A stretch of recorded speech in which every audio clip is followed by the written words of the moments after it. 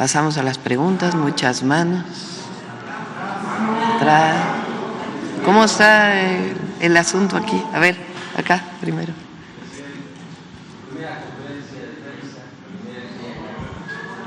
Micrófono.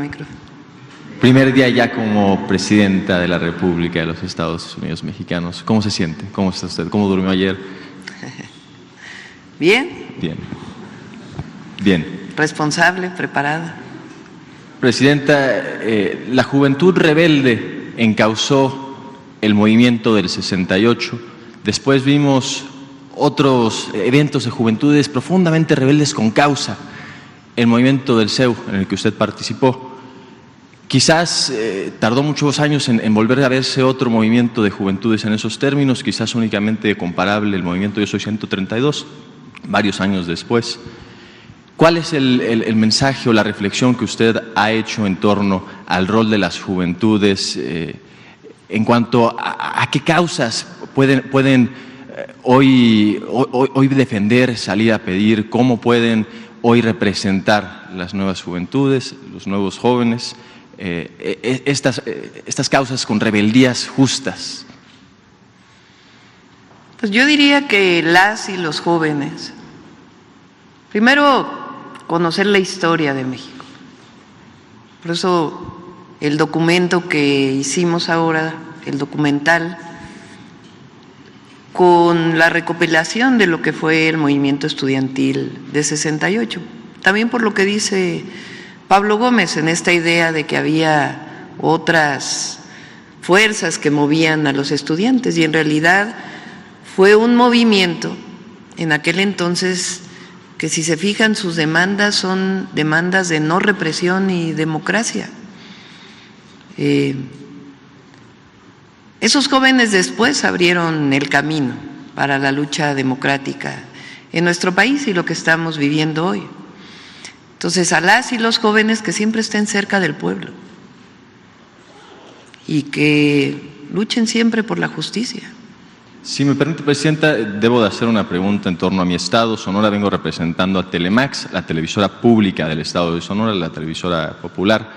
Preguntarle, ¿estuvo usted en uno de los últimos eventos con el expresidente López Obrador, ahí en el estado, con los pueblos yaquis?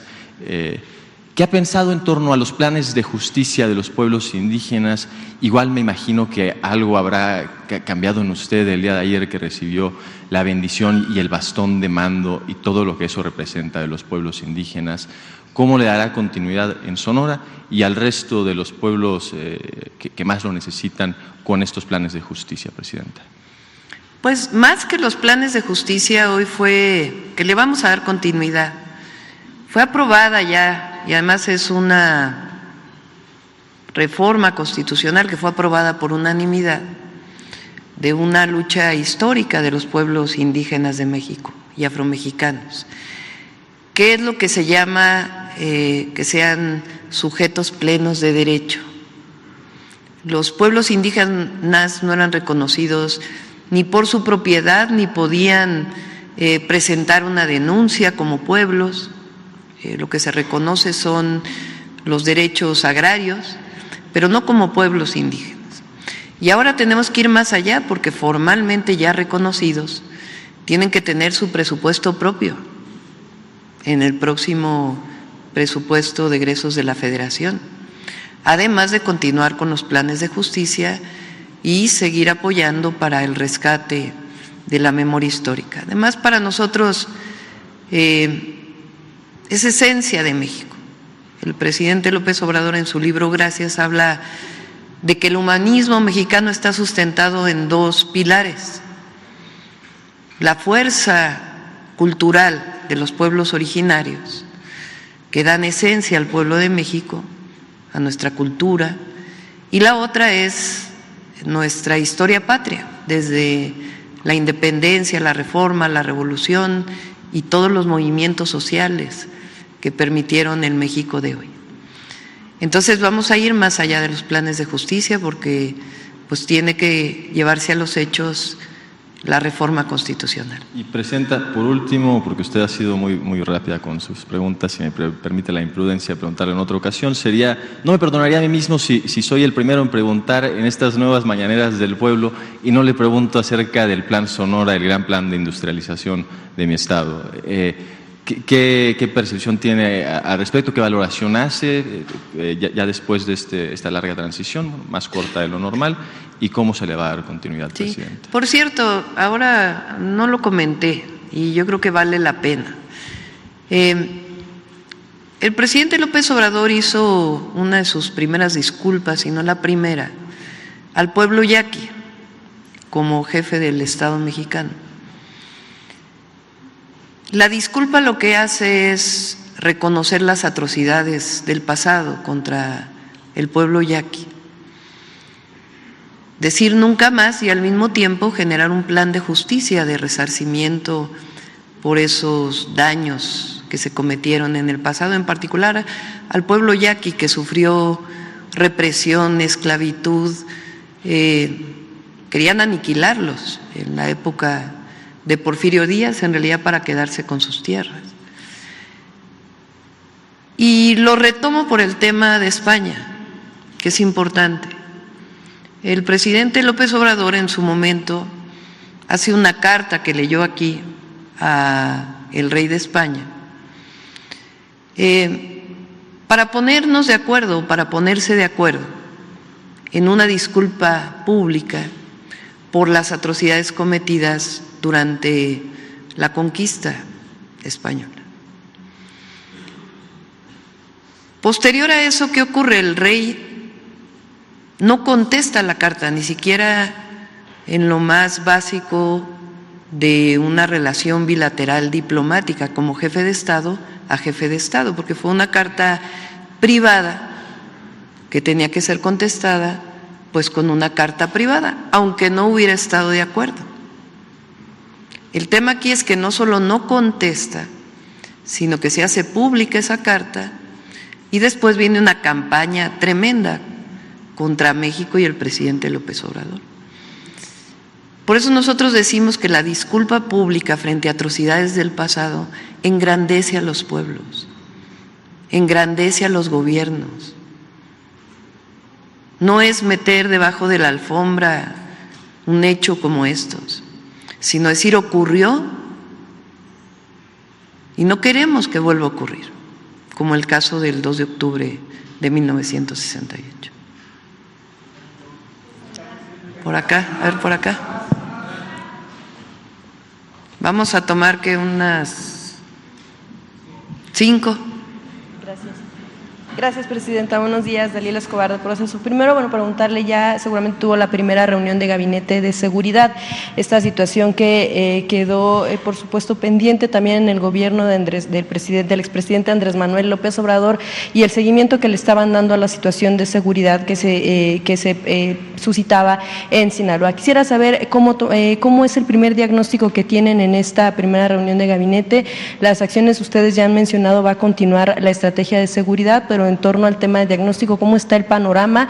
Se hablaba de que se había extendido hacia Sonora este asunto de la violencia y sobre todo también en este mismo sentido preguntarle las acciones que pudiera estar tomando para solicitar que Estados Unidos dé información en torno al tema de las detenciones de dos narcotraficantes que se dio desde territorio mexicano y que concluyó en Estados Unidos. Para empezar, gracias. Sí tuvimos la primera reunión. Por cierto, Sinaloa no aparece entre los 5 estados de más número de homicidios. El primero sigue siendo Guanajuato. Estaba Chihuahua, Estado de México, pero el máximo, Guanajuato, de nuevo. ¿Qué vamos a hacer nosotros? Primero, dar seguimiento a estas reuniones de las 6 de la mañana. El día de hoy yo solicité al fiscal general de justicia que nos enviara una persona que pudiera estar en el gabinete de seguridad para coordinarnos. La fiscalía es autónoma, pero como lo manifesté desde su momento en la campaña, como lo hacíamos en el gobierno de la ciudad, cuando Ernestina Godoy era fiscal, ella participaba en los gabinetes y ayudó mucho en la coordinación. Entonces, el día de hoy ya llegó un fiscal a nombre del fiscal Gertz Manero, como parte de la coordinación que vamos a establecer. Eso es algo importante. Y también pues el análisis de dónde están los homicidios y un programa que estamos desarrollando para los municipios que en este momento tienen mayor número de homicidios. El día 8, si mal no me acuerdo, creo que es 8, el martes, ¿no?, de la próxima semana, vamos a presentar el Plan Nacional de Seguridad.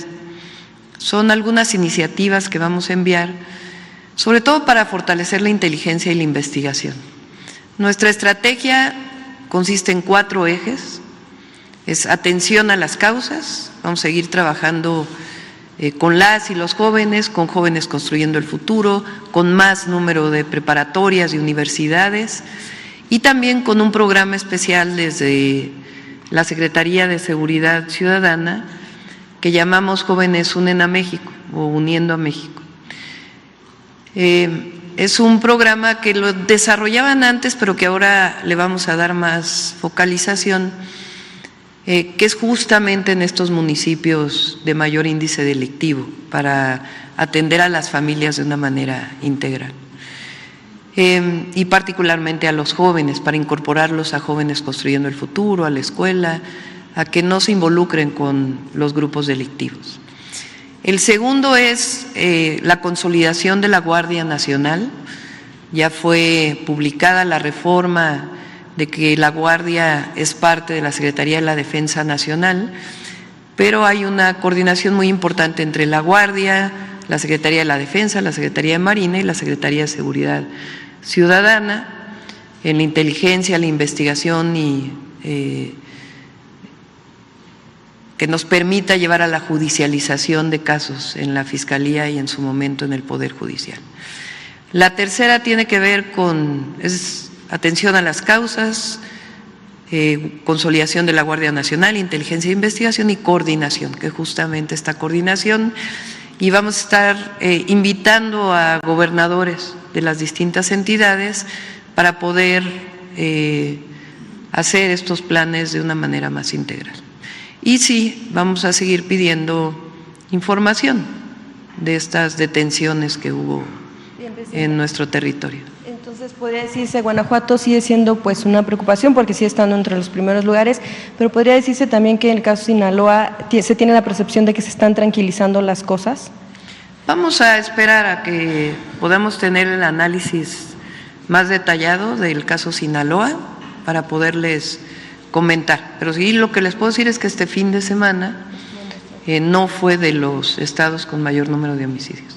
Bien, Presidenta, en otro tema, bueno, ayer veíamos ya a la primera presidenta de México, también veíamos ahí en la Cámara de Diputados a una mujer presidenta de la mesa directiva del Congreso y a una mujer también presidenta en el caso del Poder Judicial. Quisiera preguntarle, por un lado, cómo se va a definir la relación que se tendrá con los dos poderes del Estado. Al mando están mujeres en específico y en especial, y también este tema de, bueno, seguramente la insistencia en torno a cómo se observa que se podrá ir desahogando la aplicación de la reforma judicial, que pues ya es un hecho, pero que pudiera tener a lo mejor algunas trabas por recursos legales que se estén presentando, sobre todo por la interpretación que pueda tener el INE en esta organización. Y bueno, también aprovechando preguntar cómo recibe la relación que se tiene con Estados Unidos, si bien diplomáticamente pues pudiera ser estable, comercialmente lo es, porque son los principales, México es principal socio, pero sobre todo en las presiones que se están teniendo en torno a, en un principio, bueno, más que presiones, opiniones en torno a la reforma del Poder Judicial, pero también en torno a otros temas que se tienen que resolver y que están enmarcados en el tratado comercial. Bueno, sobre el Poder Judicial, pues ya conocen nuestra posición. Y además ya hubo una aprobación de la reforma al Poder Judicial siguen en paro los jueces y algunos trabajadores que, por cierto, aprovecho nuevamente, en la Constitución, en la reforma constitucional, quedan salvaguardados todos los derechos laborales, los salarios de los servidores públicos del Poder Judicial. No hay razón para que estén en paro, ninguna. Porque cuando están en paro el Poder Judicial, también hay que decirlo, las órdenes de aprehensión para un delincuente pues vienen del Poder Judicial.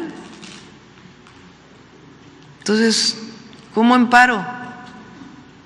Y además cobrando sus salarios. Entonces nosotros no estamos de acuerdo, respetamos evidentemente, pero no estamos de acuerdo con ello. Y ahora pues nos va a tocar pues el proceso de la reforma al Poder Judicial. El 15 de octubre, si mal no me equivoco, sale ya la convocatoria por parte del Senado para ya, a unos días, para la inscripción de todos los que quieran participar como jueces, como magistrados, como ministros, ministras de la Suprema Corte de Justicia de la Nación.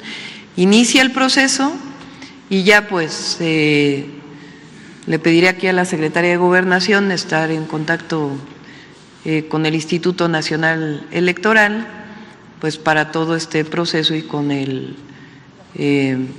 también con el presidente del Senado y el coordinador de la Jucopo para esta convocatoria que se abre ya el 15 de octubre. Y la relación pues es de respeto, siempre ha sido de respeto, pero ustedes saben que no estamos de acuerdo con la manera en que se condujo el Poder Judicial y además estamos de acuerdo, como lo dije ayer en el discurso, es para el bien de todos y todas sanear el Poder Judicial en México. Es falso esta idea de que, como dijo ahí Calderón en una conferencia que tuvo en España, de que viene el autoritarismo. No, es la elección de los jueces, ministros, magistrados, por el pueblo de México. Y eso va a ser muy bueno para el país, muy bueno. Todos los que ahora, digo, claro, hay quien tiene sus intereses ahí, pero quien legítimamente puede estar en contra, yo estoy convencida que se van a dar cuenta que es la mejor decisión que haya tomado el pueblo de México. Lo del TEMEC nada más. ¿Lo de qué, perdón? Las presiones por el TEMEC, las presiones en Estados Unidos por los pues, para mí no hay presiones, pues México es un país libre, soberano, independiente. Y nos coordinamos, más no nos subordinamos, como lo dije ayer. A ver, ahora vamos a darle un histórico aquí a Carlitos, que digo porque él viene desde la campaña en la Ciudad de México, cubriendo el... Buenos días a todas y todos. Doctora, ahorita que hablaba de la Carta de España, ¿cuál es la situación actual de la relación diplomática con España entre México y España, doctora? Es buena, no tiene por qué cambiar, pero vamos a defender siempre la posición. Y con España tenemos relaciones comerciales, de turismo, turísticas, culturales. A México y España le une de manera muy importante el exilio que hubo de la República. Hay muchísimos españoles y españolas que viven en México de aquella época y otros también. Pero nosotros creemos primero que tiene que recapacitarse. Hace poco el gobernador de California, que por cierto estuvo aquí para la toma de protesta, hizo una disculpa pública al pueblo afroestadounidense por las atrocidades también que se cometieron. Y los países de Europa han hecho disculpas públicas, el Vaticano hizo una disculpa pública. Entonces, es importante seguir manteniendo esta posición y la vamos a mantener. También ayer, doctora, se publica una carta de parte de Xóchitl Gálvez donde le hace una serie de peticiones y le dice que tiene poco tiempo para acabar con la intriga y la polarización. ¿Qué responder a esta carta, doctora? Me acordé ahorita, a ver si hay por ahí una encuesta que sacó el Universal hace poco de Buen Día, para que vean cuánta polarización hay, de cuando deja el gobierno el presidente López Obrador. Es la última transparencia, a ver si te la pasé por ahí. Miren esta pregunta. En su opinión, los comentarios y declaraciones que por lo general hace, dos preguntas, ¿no? ¿López Obrador o Claudia Sheinbaum? ¿Ayudan a unir a los mexicanos o sirven para dividirlos? A la pregunta, ¿los comentarios que hace López Obrador ayudan a unir a los mexicanos? 69% en el levantamiento de esa encuesta al final del periodo del presidente Andrés Manuel López Obrador decían que sus comentarios ayudan a unirlos a los mexicanos y mexicanas, 69%. Y en el caso de su servidora, 73%. ¿Sí se dan cuenta? Entonces, ellos siguen pensando que hubo una elección de Estado y muchas cosas, pero lo que hay pues es una organización, concientización muy grande del pueblo de México.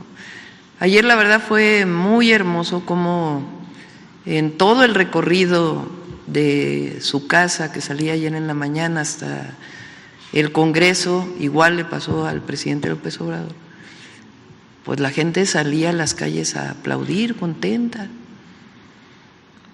Entonces, la unión de los mexicanos se basa en las libertades, la democracia y la justicia. No podemos opinar todos lo mismo. Eso sería autoritarismo. Entonces se respetan las opiniones, las manifestaciones, todo lo que se haga de cualquier persona en nuestro país, pero hay una gran mayoría que dijo en su momento y que quiere que continúe la transformación a nuestro estilo propio, obviamente, y con los énfasis que vamos a dar, pero evidentemente pues continúa la transformación y vamos a lograr la paz y la seguridad en México. Por último, Presidenta, ayer en redes sociales retomaron una foto del saludo con el senador Manuel Velasco. ¿Qué responder? ¿Qué fue lo que pasó ahí, doctora? Es que de veras, sacaron en la mañana, ¿no? Creo que Claudio X González, que la reconciliación y no sé qué, y luego unas horas después ya estaba sacando otras cosas.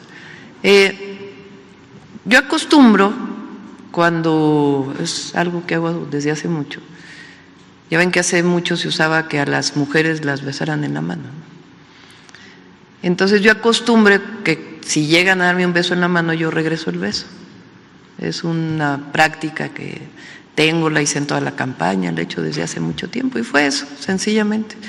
Me besaron la mano, regresé el beso, y algo natural y de reciprocidad, digamos, que hago desde hace mucho tiempo. Uy, son demasiados. Faltan dos, ¿no? Faltan dos. A ver acá. Buenos días, Presidenta. Los primeros 100 días de gobierno son fundamentales para cualquier gobernante y traen consigo ciertos retos. Por un lado, las altas expectativas por parte de la población por resultados rápidos y por el otro, porque es el tiempo que le toma a un gobierno y a su gabinete acoplarse. ¿Qué acciones se desempeñarán en estos primeros 3 meses de su administración? Bueno, son varias, pero las principales son poner en marcha todos los programas que anunciamos. Ayer lo dije en el Zócalo y aprovecho para comentarlo. Este mes, en un ratito, vamos a tener una reunión con todos los coordinadores estatales de los servidores de la Nación, de la Secretaría de Bienestar, porque este mes inicia la inscripción de las mujeres de 63 y 64 años. Se van a poner carpas en distintos lugares del país, lo vamos a anunciar el lunes próximo, para que se haga la inscripción al nuevo programa de 60 a 64 para las mujeres. El año que entra iniciamos con 63 y 64. Es una valoración de evaluar el presupuesto y el siguiente año ya nos iríamos a 60 a 64.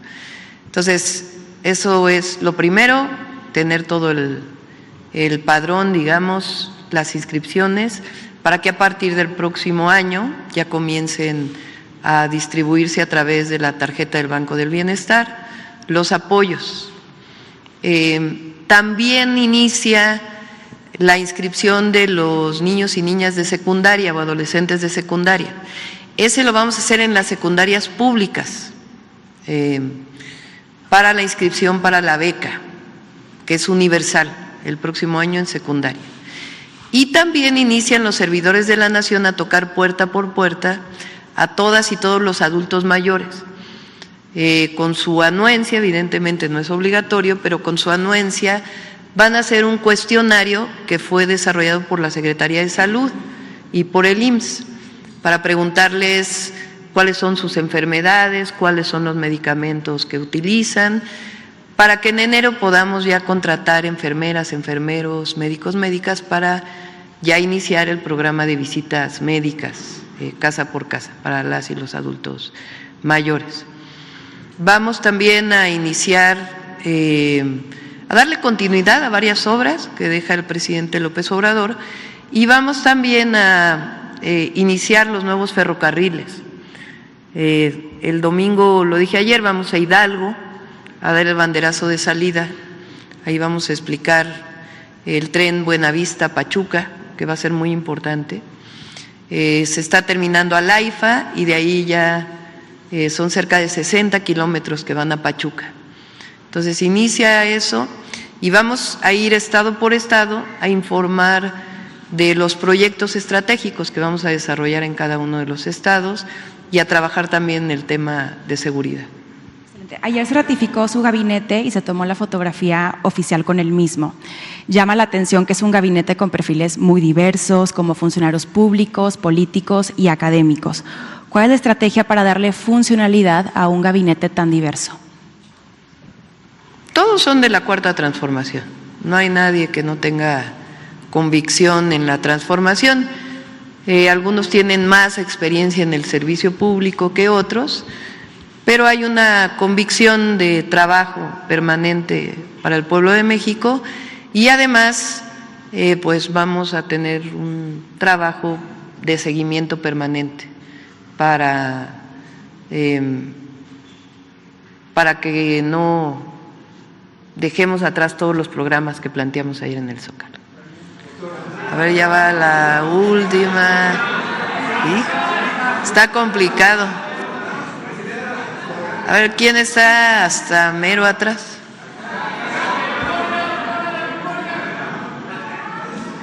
A ver cómo fuimos de mujeres y hombres, mitad y mitad, ¿verdad? Creo que más mujeres, ¿verdad? ¿Sí? A ver, allá atrás. A ver, sin censura, vamos. Sandra Aguilar, doctora, muy buenos días de Grupo Informativo. Primero preguntarle en su primera gira que va a tener en las próximas horas a Acapulco, preguntarle si tiene un plan de planeado para poder atender pues esta contingencia. Perdón, estoy un poco nerviosa. Y preguntarle quién le va a acompañar en esta gira de su gabinete. Vamos a ir en auto. Termina la reunión de bienestar y me voy en vehículo a Acapulco. Estamos ya viendo el regreso, si regreso en avión, pero de ida vamos a ir en auto y nos vamos a reunir a las 4 de la tarde con la gobernadora, presidentes municipales, no solo la presidenta municipal de Acapulco, sino presidentes municipales donde hay afectaciones o donde hubo afectaciones, y una buena parte del gabinete para poder establecer pues hay que iniciar un censo nuevamente, digo nuevamente porque con Otis se hizo un censo de las personas damnificadas y pues comenzar a dar los apoyos necesarios y al mismo tiempo pues el programa de recuperación económica de Acapulco. Michoacán también va el gobernador de Michoacán. Ok, preguntarle, ya que menciona su gabinete, ¿habrá algún anuncio de su gabinete ampliado en esta semana? Sí, vamos a seguir anunciando todavía subsecretarios, subsecretarias del gobierno.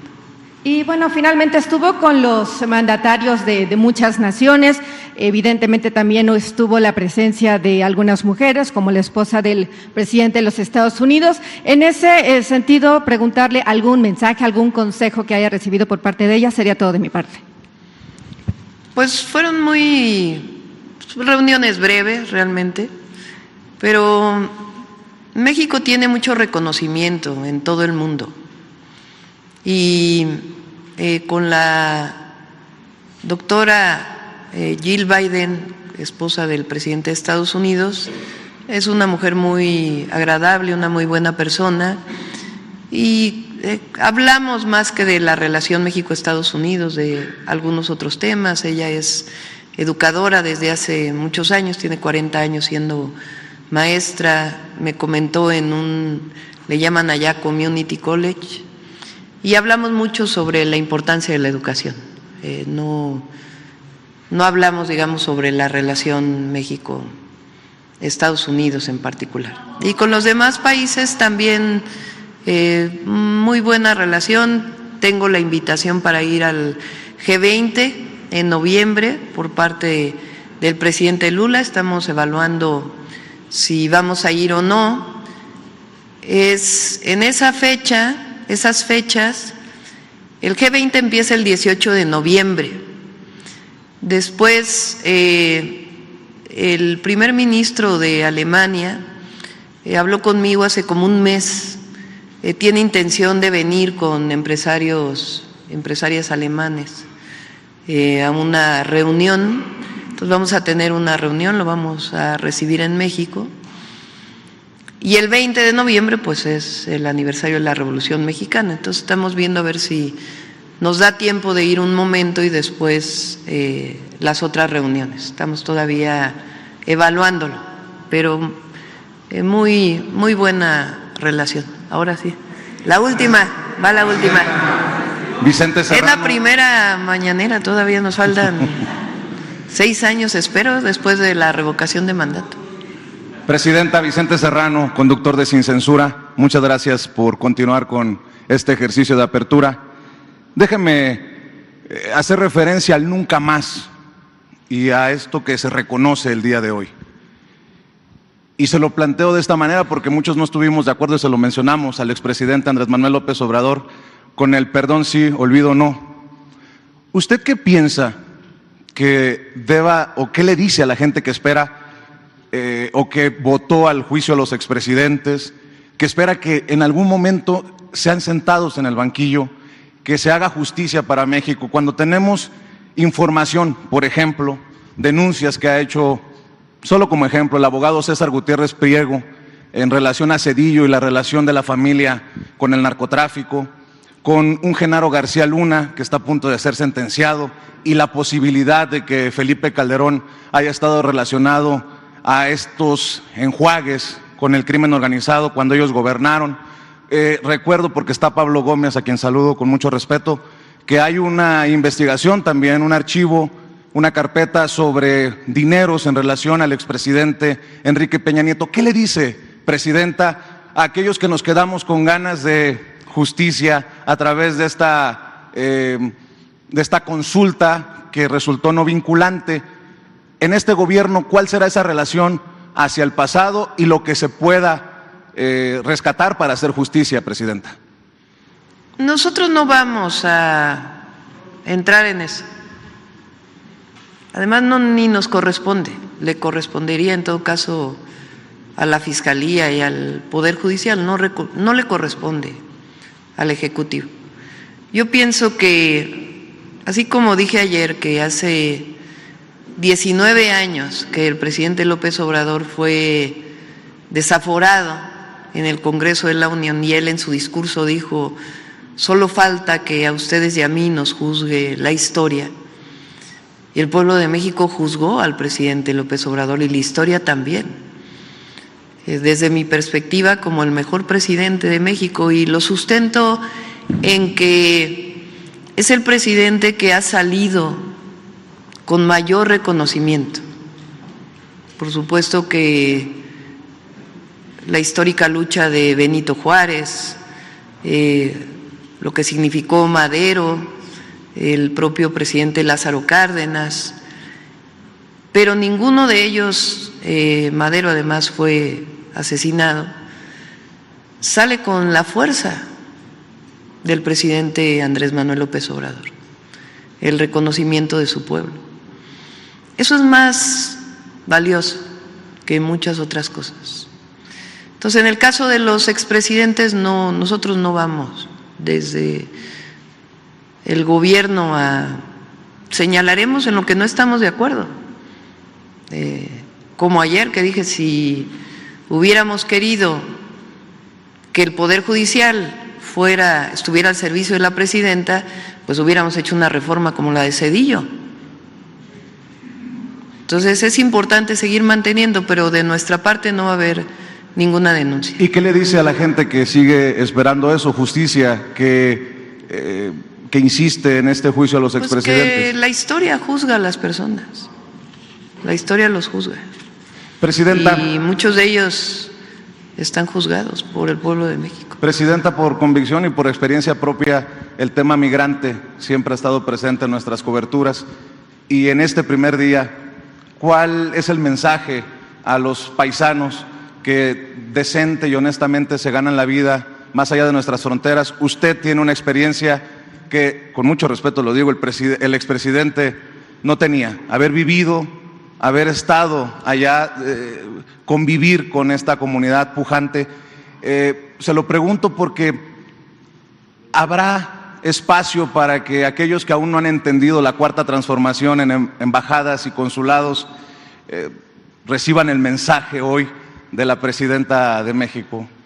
Primero, nuestro cariño, reconocimiento, apoyo, todo a las y los mexicanos que viven en el exterior y particularmente en Estados Unidos.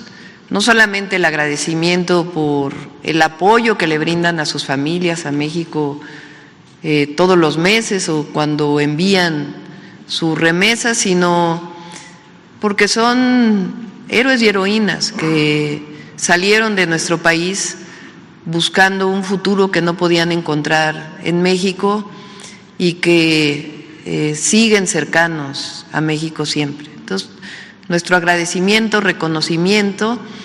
Y ayer lo dije en el Zócalo, yo le pedí a Juan Ramón de la Fuente, al doctor Juan Ramón de la Fuente, secretario de Relaciones Exteriores, que su prioridad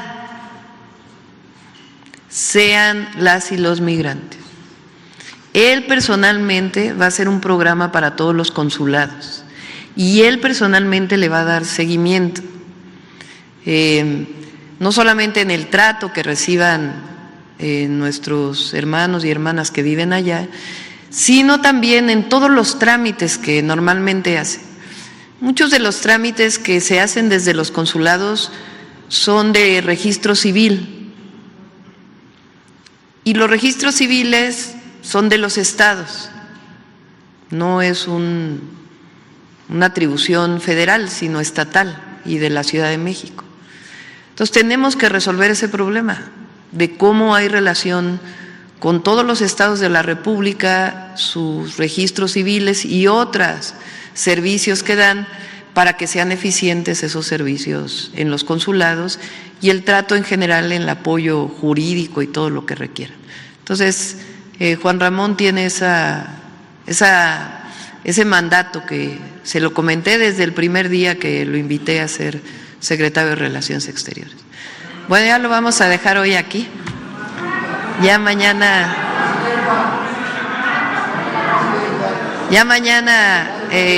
seguimos. Ayúdenos a esto que hicimos el día de hoy, que para mí, para todo México, creo que es histórico. Este decreto que va a salir en el diario oficial y la disculpa pública por este crimen de lesa humanidad. Muchas gracias a todos y a todas. Gracias. Buenos días.